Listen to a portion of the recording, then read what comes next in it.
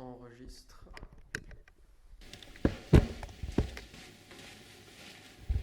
Bon, alors ma femme elle dit sois pas voûté, sois pas vieux, tes cheveux en sont mous. Bon, ok. Arrête d'être voûté. Bon, ok. Bon, vous savez, on sera sur TikTok, la majorité des gens écouteront plus ce que vous avez à dire qu'autre chose. Hein. C'est bon? C'est tout bon. Ok, faut que je mette au centre, là. Ouais. Frio première. Bien. C'est bon? On se sent très professionnel quand on fait ça. Merci. Bernard Friot, bonjour. Bonjour. Merci d'être là. Première question, est-ce que vous pouvez vous présenter votre travail, ce que vous faites dans la vie, vos combats, ce genre de choses? Ben, je suis un chercheur en sociologie du travail. Tardif parce que j'étais d'abord un chercheur en économie du travail, puis je suis passé de l'économie à la sociologie en 2000. Donc j'ai commencé ma thèse en sociologie du travail en 1974. Et en 2000, j'ai passé ce qu'on appelle une habilitation à diriger des recherches en sociologie. Et je suis devenu sociologue du travail. Mais je n'ai pas vraiment changé de méthode entre l'économie et la sociologie. J'ai fait des travaux sur l'histoire de la sécurité sociale en France, mais aussi dans des réseaux internationaux de chercheurs, surtout européens. Donc je connais assez bien, disons, tout ce qui est la sécurité sociale en Europe, ses différentes modalités, hein, soit bismarckienne, soit beveridgienne, pour prendre des catégories classiques. Et puis, de la sécurité sociale, je me suis intéressé plus largement au salaire, puisque la sécurité sociale, c'est la partie socialisée du salaire, pour une grosse partie. Au salaire, à la qualification, au statut de la personne, au statut du travailleur, au statut économique de la personne, au statut du travailleur. Et c'est à ce titre que j'ai participé à la création d'une association d'éducation populaire sur ces questions-là qui s'appelle Réseau Salariat. Et puis, je suis comme chercheur membre d'un groupe de recherche qui s'appelle l'Institut européen du salariat. Je vois. Sur cette question des salaires, justement, j'ai votre livre ici, Puissance du salariat, dans lequel vous dites que le travail émancipe à partir d'un salaire à vie, tout ça. Alors c'est un peu flou, est-ce que vous pourriez expliquer? Et le fait que le travail émancipe, est-ce qu'on doit en conclure que l'entreprise, l'emploi sont la voie royale de l'émancipation du coup? Alors, c'est pas en soi le travail qui émancipe, hein, sinon vive l'esclavage. Hein. C'est le nombre de jeunes qui sont confrontés à des situations de travail sans contrat, des CDD de mission, des contrats de solidarité, enfin des machins, des services civiques, enfin tout ça, où ils sont sans statut, sans véritable salaire, etc. Pour moi, c'est pas émancipateur. Hein. Et puis les travailleurs qui ne décident pas au travail. Hein. Travailler sans décider, c'est pas émancipateur. Donc ce qui est émancipateur, c'est la décision sur le travail. Si vous produisez des trucs dont vous savez qu'écologiquement ils nous mettent dans le mur, en quoi ça a une valeur anthropologique? En revanche, si vous êtes devenu en capacité de décider de ne produire que des biens qui n'ont pas d'obsolescence programmée, qui ne font pas appel à des métaux rarissimes, qui n'exercent pas une pression sur les ressources naturelles intolérables, à partir de ce moment-là, votre travail devient émancipateur, bien sûr. Alors, est-ce que c'est dans l'emploi que le travail est émancipateur? Non, parce que précisément, dans l'emploi, on dépend d'un employeur. Et donc, on ne peut pas dire que l'on est souverain sur le travail que l'on va faire.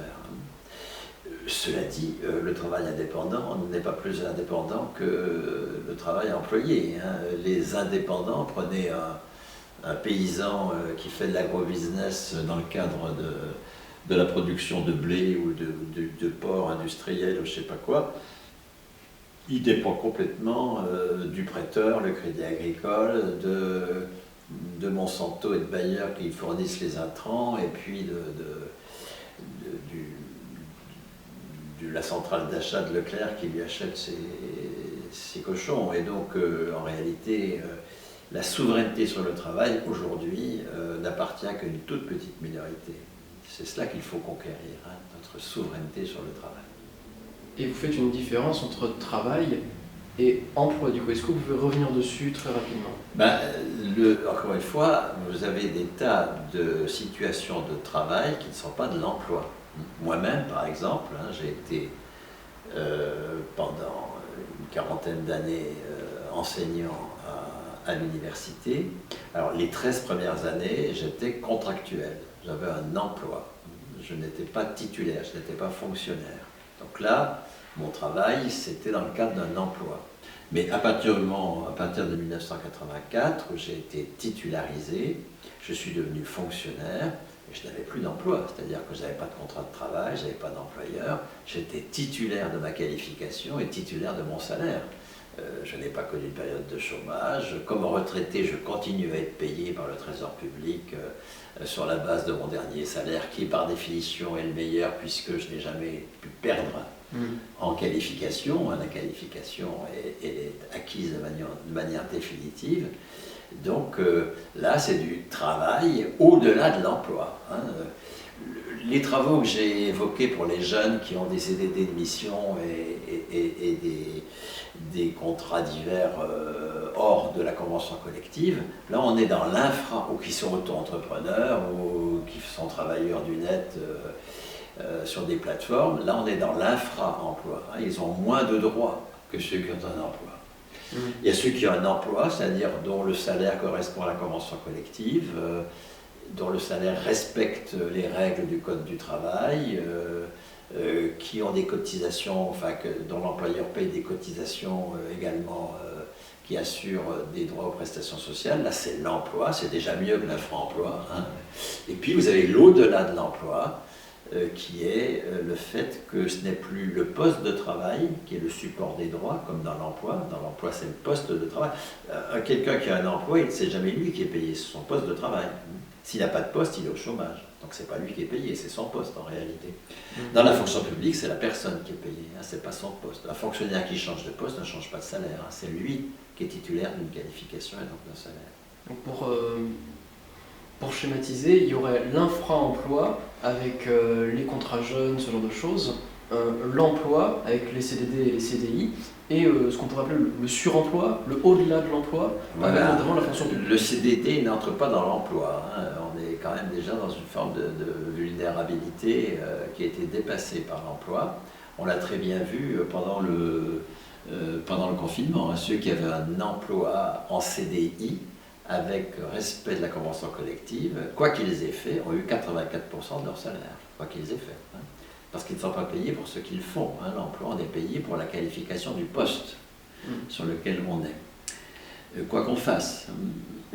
Et les fonctionnaires, eux, ils ont gardé 100% de leur salaire, parce qu'encore une fois, ce n'est pas ce qu'ils font qui décident de leur salaire, mais ce qu'ils sont, en quelque sorte. Hein. La qualification dont ils sont porteurs, ils sont professeurs agrégés, ils sont ouvriers d'État, etc.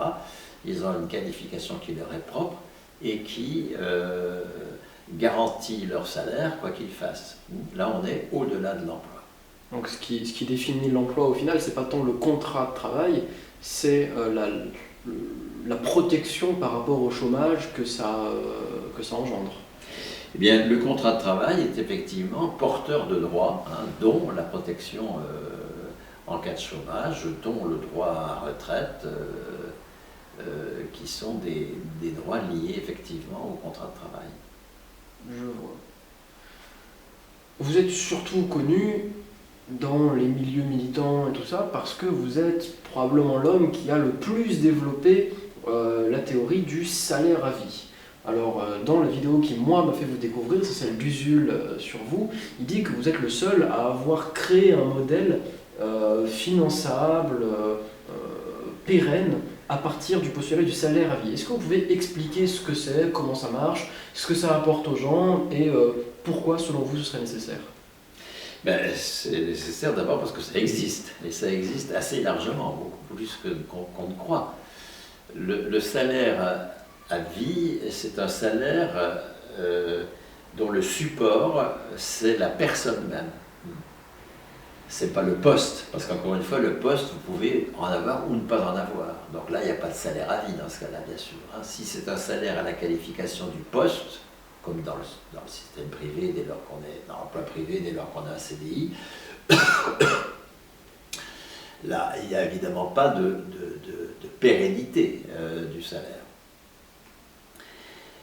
Même si c'est un progrès, encore une fois, par rapport à tous les emplois jeunes et tout ça, où là, on est vraiment dans un dispositif totalement scandaleux. Dans le salaire à vie, qui fait que la retraite, c'est la poursuite du dernier salaire, y compris s'il n'y a pas eu de cotisation, s'il n'y a pas de caisse. Les fonctionnaires d'État, par exemple, ne cotisent à aucune caisse. C'est le trésor public qui continue à les payer en tant que... le mot est militaire, cadre, parce que c'est né chez les officiers. Bon, ma foi, un officier, il est officier jusqu'à sa mort. À la fin de son service, il reste officier, il a un grade. Et ce grade, oui j'ai dit cadre, c'était grade bien sûr, ce grade,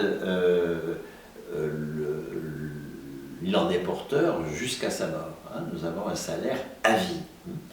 Mais vous avez donc 5 millions de fonctionnaires qui sont dans cette situation. Dans les services publics, vous avez 6 millions de salariés, 1 million de contractuels qui ont un emploi, et puis 5 millions qui n'ont non pas un emploi, mais une qualification personnelle, et donc un salaire à vie.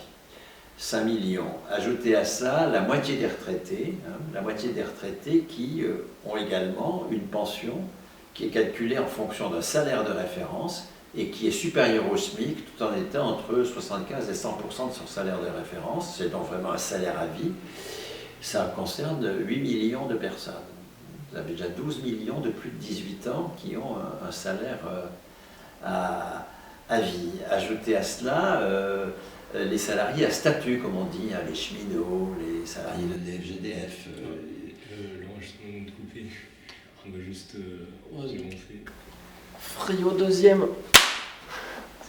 Ajoutez à cela les salariés à statut, le DFGDF, les cheminots. Alors certes, c'est très combattu, tout comme la classe dirigeante combat la fonction publique.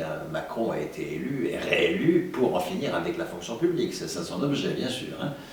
Parce que ça donne une force aux travailleurs, d'être titulaires de leurs droits. C'est en tant que personne qu'ils ont des droits, pas en tant qu'ayant dû quémander un emploi ou en tant que force de travail.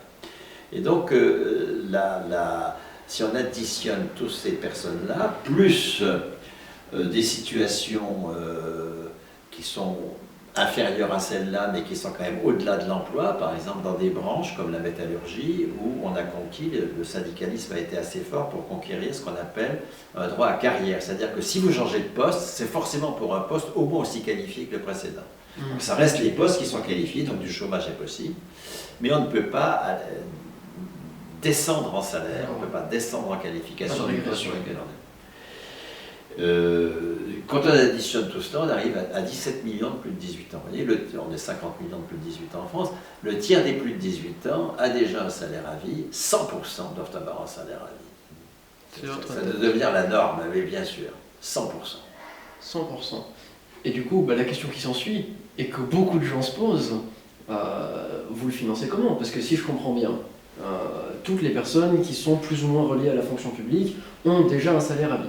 Les personnes qui ont un régime d'exception, comme les cheminots et tout ça, ont également une forme de salaire pour leur vie.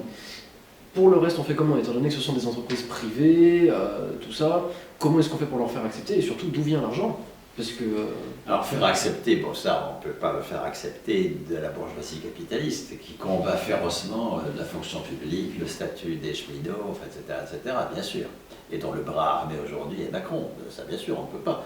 Mais en revanche, les travailleurs, eux, sont tout à fait intéressés par un dispositif qui les sort de l'obligation de s'agenouiller devant un employeur pour être reconnu comme travailleur.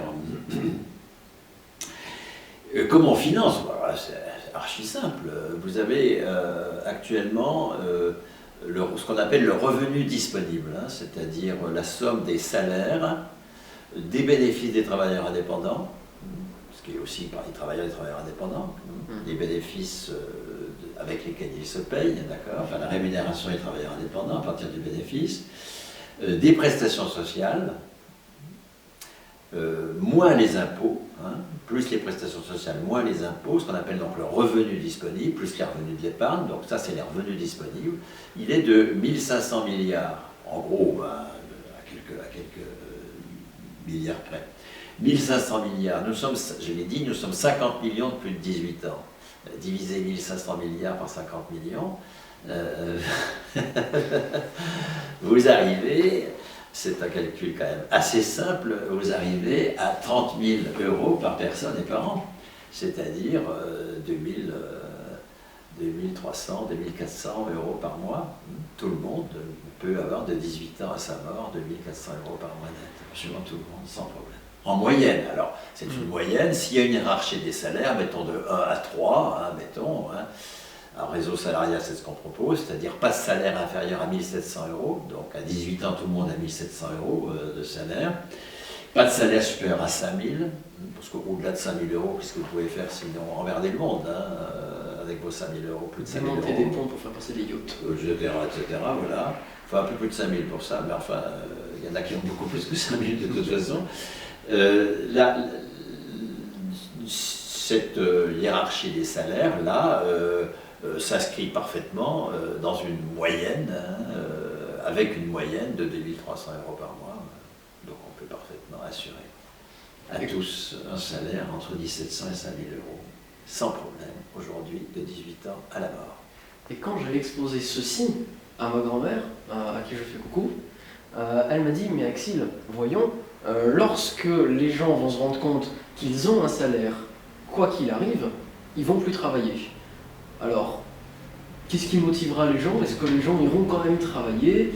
Comment est-ce que vous pouvez garantir que la production ne s'effondrera pas? Parce que moi, j'ai essayé de la contrer en disant oui, non, mais regarde mamie, peut-être qu'il y en aura un peu moins qui travailleront, mais ils pourront quand même consommer, ça relancera l'économie, tout ça. Où est la production là-dedans? Non, c'est pas la consommation qui est au fondement de la production, ça sûrement pas. Donc effectivement, je comprends que votre grand-mère n'ait pas été convaincue par votre argument, mais on en revient au tout début. Hein, le travail n'a pas en soi de valeur anthropologique, hein, et qu'on n'ait pas de désir de travailler quand c'est sous le fouet du marché du travail, avec la crainte de perdre son emploi, et surtout pour faire des choses avec lesquelles on n'est pas d'accord, je comprends tout à fait. Mais à partir du moment où c'est nous qui décidons au travail, hein, la proposition de salaire à vie, de généraliser à tous le salaire à vie, déjà là, pour le tiers des plus de 50 ans, des plus de 18 ans, donc c'est quand même pas rien, n'a de sens que si en même temps nous conquérons la souveraineté sur le travail. Hein. C'est aux travailleurs de décider. Et donc, absolument, vous décidez au travail, mais évidemment, vous travaillez. Toute personne a envie d'inscrire sa vie dans quelque chose qui fait sens, qui est reconnu par les autres comme utile. Et à partir du moment où c'est pour une activité que nous décidons, avec laquelle nous sommes en accord, évidemment, nous allons travailler. Parfait. J'ai une autre question, plus sur l'actualité. Emmanuel Macron s'est fait réélire. Bon, dans son programme, il y avait la question des retraites qui compte porter à 65 ans. Alors, dans le précédent quinquennat, il avait fait une espèce de tambouille pas très claire sur oui, en fait, ce sera à moitié par capitalisation, au final, vous partirez plus tôt, je sais pas quoi. Bon, maintenant, il assume ses 65 ans. Et pour faire ça, il a mis à l'office primo-ministériel Madame Elisabeth Borne, qui avait déjà occupé la fonction de ministre du Travail. Qu'est-ce que vous avez pensé de son bilan en tant que ministre du Travail? Qu'est-ce que vous prévoyez qui se passera du coup avec cette promesse de retraite à 65 ans et Elisabeth Borne pour la mettre en place? Oh, Elisabeth Borne a un bilan qui ne concerne pas que le ministère du Travail, hein. C'est un bilan catastrophique de toute sa vie professionnelle. Elle a été à la SNCF chargée de participer à la destruction du service public. Elle s'y employait avec beaucoup de persévérance. Hein. Et comme ministre du Travail, elle était à l'origine d'une réforme de l'assurance chômage qui est un scandale. Hein. Qui sort l'assurance chômage de sa logique. L'assurance chômage, elle a été construite sur la logique du dépassement de l'emploi, en disant que quelqu'un qui n'a pas d'emploi a droit au salaire. C'est comme ça qu'on a construit le droit au chômage. Hein.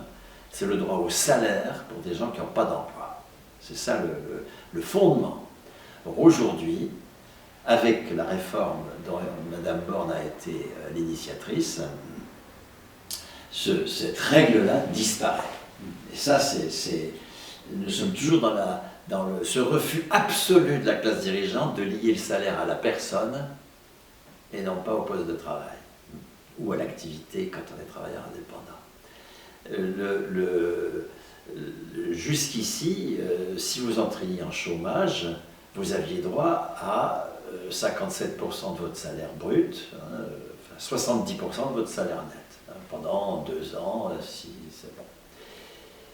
Plus maintenant, vous allez avoir 57% du revenu que vous avez touché sur une période de référence, les 2 dernières années. Et si les 2 dernières années, vous avez été 1 an salarié, mais 1 an non salarié, ben vous allez toucher non pas 57% de votre salaire, mais la moitié, puisque ça va être, les 57% sont calculés sur la totalité de vos revenus des 2 dernières années. Le retraité n'a plus droit à la poursuite de son salaire, il a droit au maintien de son revenu sur une période de référence. Ça change complètement la définition du salaire, du travail, du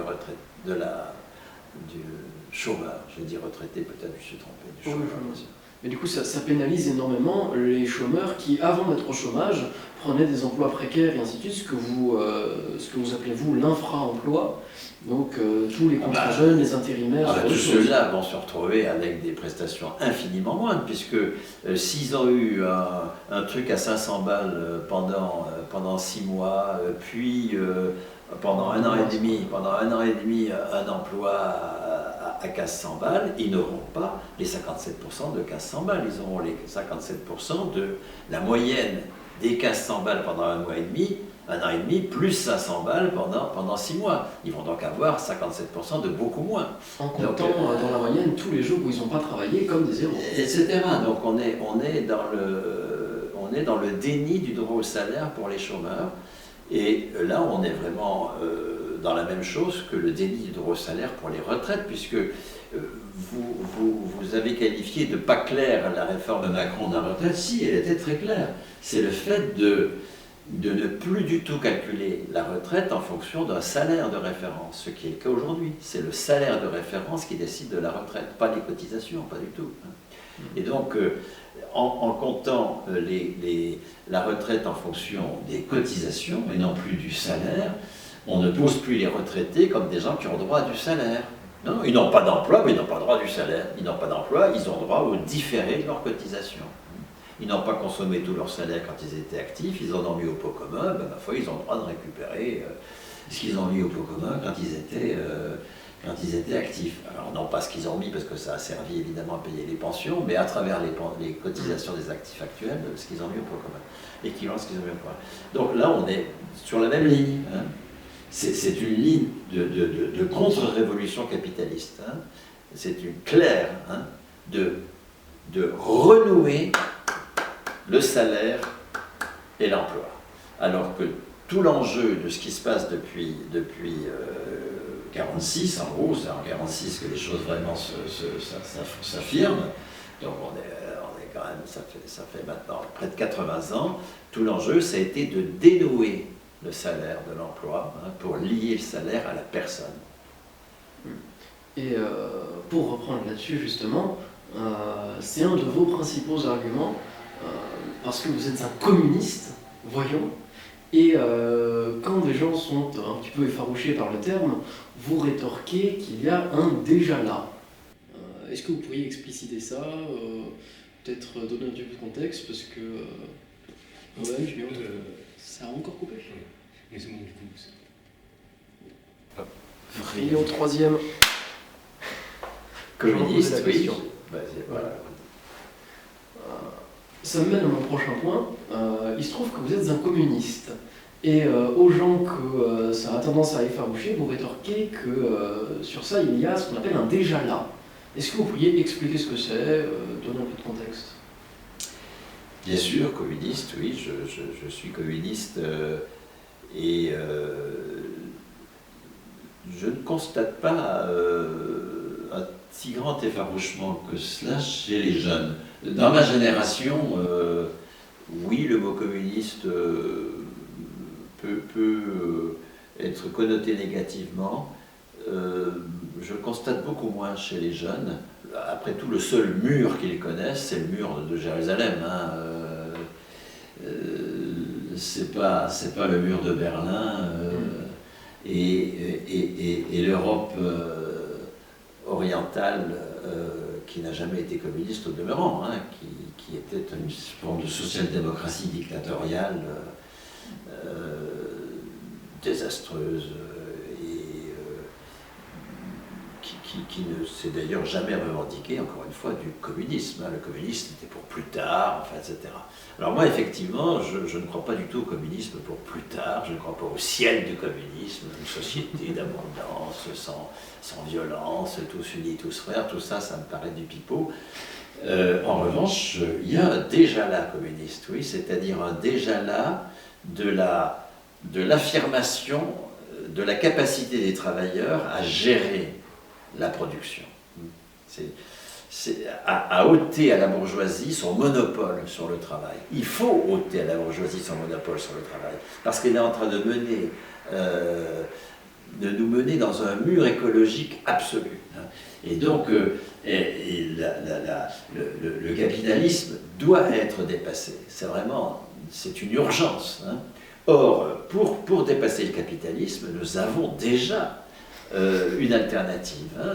J'ai signalé, par exemple, hein, le fait que pendant le confinement, une partie des travailleurs ont conservé 100% de leur salaire, et même ceux qui avaient un CDI dans le privé en ont conservé 84%, et même hommage du vice à la vertu, Macron a dû filer 1500 € aux travailleurs indépendants, enfin une partie des travailleurs indépendants, ce qui a montré d'évidence, on a tous fait le constat, la supériorité d'un dispositif qui commence par distribuer des salaires, hein, et c'est ensuite qu'arrive la production. Le seul préalable à ce qu'il y ait production, c'est que les travailleurs qui produisent soient payés. Et c'est ce déjà-là, il existe. Il existe dans la fonction publique, il existe dans le régime général de sécurité sociale, hein, qui encore une fois assure un salaire déconnecté de l'emploi aux retraités, aux chômeurs. Ça, c'est pas le régime général, mais nous sommes dans un dispositif qui a été créé sur le modèle du régime général de sécurité sociale. Et par ailleurs, ce régime général de sécurité sociale, ça c'est mon travail d'historien de la Sécu dans l'ouvrage que vous signalez, là, Puissance du salariat, qui est paru donc en point seuil en mai dernier. Alors c'est un ouvrage ancien, hein, qui reprend ma thèse, plus des travaux en vue de mon habilitation à diriger des recherches, un travail qui a été écrit dans les années 90, qui est en partie dépassé aujourd'hui parce que j'ai bougé, évidemment, un chercheur ça bouge dans l'interprétation des choses, hein, et pour avoir la position, mais le dossier documentaire, hein, toute cette histoire de 1930 à 1990 en gros, hein, de la Sécu, du statut des fonctionnaires, de la montée en puissance de la cotisation dans le salaire, etc. Tout cela est là, et c'est vraiment le dossier documentaire reste parfaitement d'actualité, lui. Mais pour avoir un écho plus récent de mon travail, il faut lire le bouquin avec Lordon, hein, avec Frédéric Lordon, qui s'appelle En travail, conversation sur le communisme, qui est paru à la dispute en octobre dernier. Et donc la conversation sur le communisme, oui bien sûr, parce que et là nous en sommes d'accord avec Frédéric Lordon, le communisme, c'est pas un truc pour demain.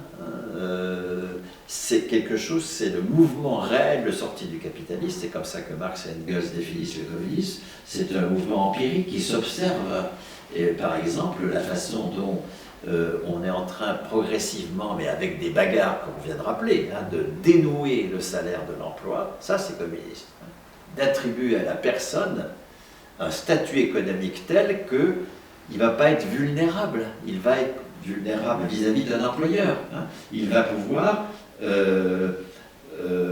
s'opposer éventuellement à un collectif dans son entreprise sans que ça affecte son statut, puisqu'il est titulaire en tant que personne de ses droits. Il va donc pouvoir contribuer à la décision de façon effective sur le travail. C'est ça le communisme, c'est quand même contribution.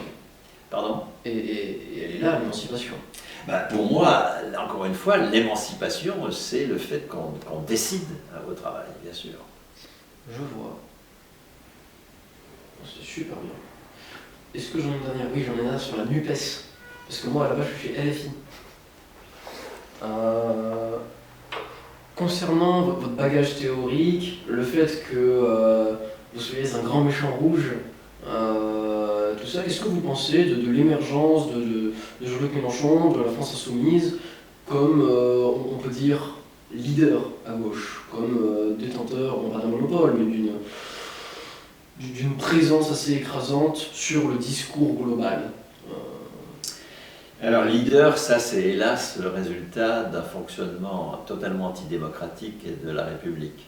L'élection de la présidence au suffrage universel est une calamité. J'avais 16 ans, 62, mais déjà j'étais pas en capacité de voter, mais déjà j'étais contre le référendum que De Gaulle a fait pour inscrire l'élection au suffrage direct du président de la République. Ça concentre les pouvoirs sur une personne, c'est totalement aberrant. Ça dépouille le Parlement de sa prérogative. Absolument. Et alors, les personnes en conflit dans le second tour, c'est vraiment de pire en pire. Enfin, on ne sait pas trop où on va arriver. Alors, en s'inscrivant dans cette logique, Jean-Luc Mélenchon s'inscrit aussi dans une logique de leader qui n'est pas, pour moi, très démocratique. C'est pas comme ça qu'il faut qu'on avance, mais précisément, le programme de l'Union, la nouvelle Union populaire, déjà de l'Union populaire, pour le premier tour, c'est d'en finir avec cette 5e République et de supprimer l'élection au suffrage universel de la présidence de la République. Ça, c'est très important, donc c'est ce qu'il faut faire, bien sûr. Alors maintenant, sur la NUPES, là, je m'en réjouis beaucoup. Je pense que c'est très important que, alors que la gauche est allée en ordre dispersé au premier tour de façon calamiteuse, c'est au contraire très important que nous ayons des législatives qui, j'espère, imposeront une cohabitation. D'ailleurs, les Français trouvent la cohabitation plutôt positive parce que ça contrecarre justement cette omniprésence présidentielle qui est une calamité démocratique. Donc j'espère que les élections législatives de juin prochain nous mèneront à la cohabitation. Ma foi, ça me semble parfait. On a dit qu'on parlerait de réseau salarial aussi, non ? Oui. Ok. Vos thèses sur le salaire à vie, les retraites et tout ça, vous les exposez notamment de concord avec une association qui s'appelle Réseau Salariat. Est-ce que vous pouvez nous en dire plus? Qu'est-ce que c'est? Comment ça marche? Quel en est le but? Tout ça. Alors, Réseau Salariat, c'est une association d'éducation populaire qui est née au lendemain de la défaite de 2010 sur les retraites. Vous savez que en 2003 puis 2010, vous avez eu 2 réformes des retraites par Fillon puis par Sarkozy qui ont abouti à des reculs importants en matière de droit à la retraite. Et malgré une mobilisation extrêmement forte des syndicats, cette bataille a été perdue. Et au lendemain de cette bataille, en début 2011, une quarantaine de militants syndicaux qui avaient participé à toute cette mobilisation et qui m'avaient fait appel, parce que c'est en 2010 que j'ai sorti un bouquin qui s'appelait L'enjeu des retraites, enfin bon, puis je suis un spécialiste un peu de la question des retraites, qui avaient fait appel à moi pour des débats lors de la mobilisation de l'automne 2010. On dit on ne peut pas se contenter d'incriminer ceux d'en face en disant ils sont forts, enfin, etc. Si on est battu, c'est peut-être aussi parce qu'on a nous-mêmes des fautes stratégiques, des erreurs de revendication, de proposition, etc. Et on a décidé de fonder, on s'est retrouvés pendant 6 mois à discuter, et on a décidé de fonder en juillet 2011, donc de déposer des statuts d'une association d'éducation populaire, Réseau Salariat, qui donc aujourd'hui est un intellectuel collectif qui a produit une série de brochures, d'ouvrages, de bandes dessinées, de pièces de théâtre, de conférences gesticulées, enfin toute une série d'outils d'éducation populaire et qui réfléchit à la généralisation à 18 ans du droit au salaire comme droit politique, de poser vraiment que l'entrée en majorité, ce ne soit pas simplement le fait de pouvoir voter, ça c'est un droit important, mais que les jeunes finalement exercent peu parce qu'ils s'aperçoivent que à quoi ça sert pas à grand chose. Donc il faut absolument enrichir cette citoyenneté d'un droit nouveau, qui est non seulement le droit de voter, mais le droit de décider au travail, et que ça s'exprime, comme tout droit, tout droit s'exprime toute responsabilité, parce que décider au travail c'est une responsabilité, mais toute responsabilité s'exprime dans un droit. De même que la responsabilité de la chose publique s'exprime dans le droit de vote, la responsabilité de décider au travail s'exprime dans le droit au salaire. Et donc, que chacun ait droit au salaire à 18 ans, et donc à 1 700 €, avec tous les changements dans l'école que ça suppose, parce que si... C'est encore... Désolé. Frigo, 4e. Mais que chacun ait un droit au salaire à 18 ans, donc à 1 700 €, puisque c'est ce que le SMIC revendiquait, et puisse monter en qualification jusqu'à sa mort, jusqu'à 5 000 €, ça suppose une toute autre école, bien sûr. On ne va pas distribuer comme ça 1 700 balles aujourd'hui à tous les bacheliers, sans qu'ils aient eu au préalable à l'école toute une socialisation sur la responsabilité. En matière de production, ça veut dire quoi? Faire une production écologique, et donc s'y connaître un tout petit peu en matière écologique, s'y connaître en matière de comptabilité d'entreprise pour pouvoir participer à la décision dans l'entreprise, enfin, etc. S'y connaître en commerce international, enfin tout ce que vous pouvez imaginer de nécessaire pour participer à la décision sur le travail. Donc là, voilà des questions qui sont en débat, et puis comment étendre le déjà là dont j'ai parlé, le statut de la fonction publique, le régime général de sécurité sociale. Par exemple, nous réfléchissons à une sécurité sociale de l'alimentation, qui fonctionnerait comme la sécurité sociale du soin, une sécurité sociale du transport de proximité, une sécurité sociale de la culture, une sécurité sociale du logement, qui sortirait tous ces besoins quotidiens de la logique marchande qui nous empêche finalement d'accéder paisiblement au logement, aux moyens de transport, etc., dont nous avons besoin au quotidien, à l'alimentation. Donc c'est tout cela qui fait l'objet de Réseau Salariat. Parfait. Est-ce que vous auriez un ouvrage du coup à conseiller de Réseau Salariat? Alors, de Réseau Salariat, nous avons actuellement, si vous voulez faire votre platch, faites-le, non? Non. De Réseau Salariat, ou reposer le truc, je ne sais pas. Mais... Non, je vous donne l'opportunité de regarder la caméra. C'est parce qu'au montage, il peut intégrer le livre dans ses mains, en fait, c'est pour ça qu'il a... D'accord. Il n'y a pas de mal. Est-ce que pour terminer, du coup, vous auriez un ouvrage à conseiller de Réseau Salariat? Oui, bien sûr. Bah là, il y en avait beaucoup. Hein.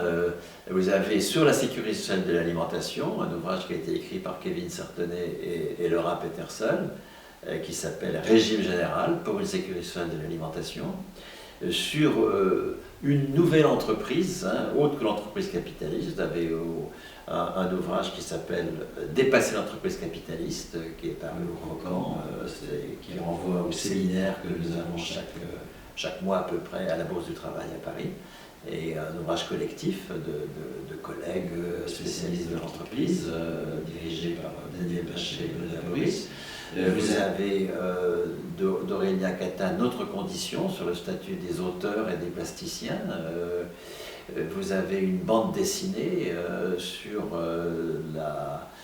le loup en slip, enfin pour essayer d'expliquer de façon très imagée aux enfants, à la jeunesse, disons, des thématiques du réseau. Enfin oui, bien sûr, vous avez beaucoup de matériaux qui existent. Parfait. Bernard Friot, merci beaucoup. Merci beaucoup à vous d'avoir de vous être intéressé à mon travail. Merci. Ce fut un plaisir. Je n'ai pas compris tout le bouquin, mais vos conférences sur YouTube, ça régale. Abonnez-vous. Est-ce que je peux avoir un abonnez-vous à la caméra? Abonnez-vous. Merci. Ah, bon. Ça c'est fait. Je vais me prendre un oasis, parce qu'on fait enregistrer ici. Est-ce que tout était enregistré? Un oasis, c'est 7 morceaux de sucre. Hein, vous savez. Ouais. C'est Mais écoutez, Oh, le pour l'instant diabète. je suis maigre, je vais en profiter.